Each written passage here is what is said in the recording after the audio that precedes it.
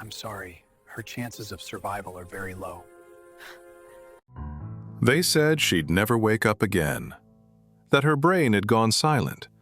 No movement, no hope. But every morning, one sound still echoed through the hospital room: the soft whine of a dog who refused to leave. His name was Milo, and he knew something the doctors didn't. Grace lived alone in a small house by the lake. Her mornings always began the same: the sound of Milo's paws tapping on the wooden floor, waiting by the door for their walk. She was an artist, quiet, patient, and Milo was her shadow. He'd sit beside her easel, sometimes nudging her hand with his nose as if to say, "Take a break." Nothing about that morning felt different, except for one small thing. Milo wouldn't stop staring at her. He kept resting his head on her knee, eyes filled with something Grace couldn't quite name. Later that afternoon, they left for a supply run. Same route, same turn by the pine trees.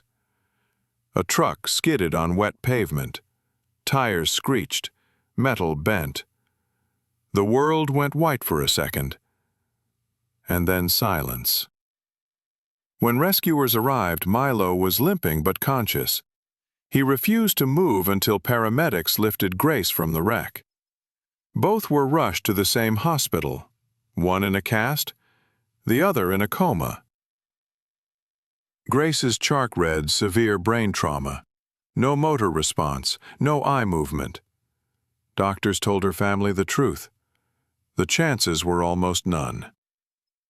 But Milo didn't understand none. Every morning, hospital staff found him sitting outside her room, head pressed against the door.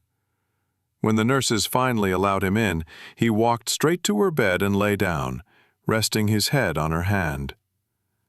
Days became weeks. Machines hummed. Nothing changed. Except Milo, who never once missed a visit.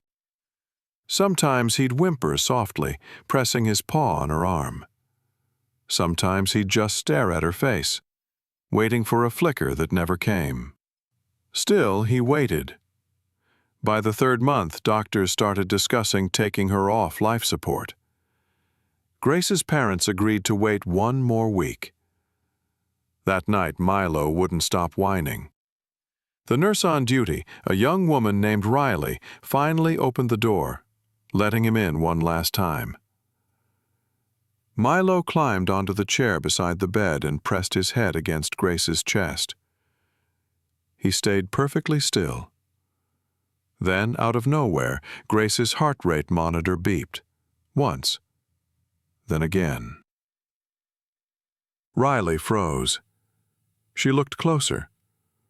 A tear had slipped from Grace's eye.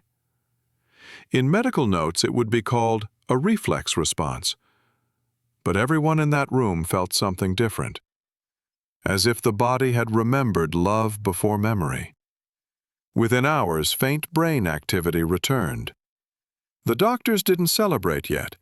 They'd seen false signals before. But Milo's tail wagged for the first time in months. Grace learned to move her fingers again, then her hand. And one morning, when physical therapy began, the hospital allowed Milo back into the ward. When Grace saw him, she whispered her first word in nearly half a year. "Milo." He barked once, sharp, joyful, echoing through the hall. The doctors called it a case of unexplained recovery. Grace called it something simpler. "Love," she said. "He just wouldn't let me go." Months later, they walked together again, down the same lakeside path where every morning used to begin. The sun broke over the water, painting everything in gold, and this time Grace didn't just paint it. She lived it. Sometimes healing isn't found in medicine, but in the heartbeat that never leaves your side. If this story touched your heart, share it. And don't forget to subscribe for more rescue stories.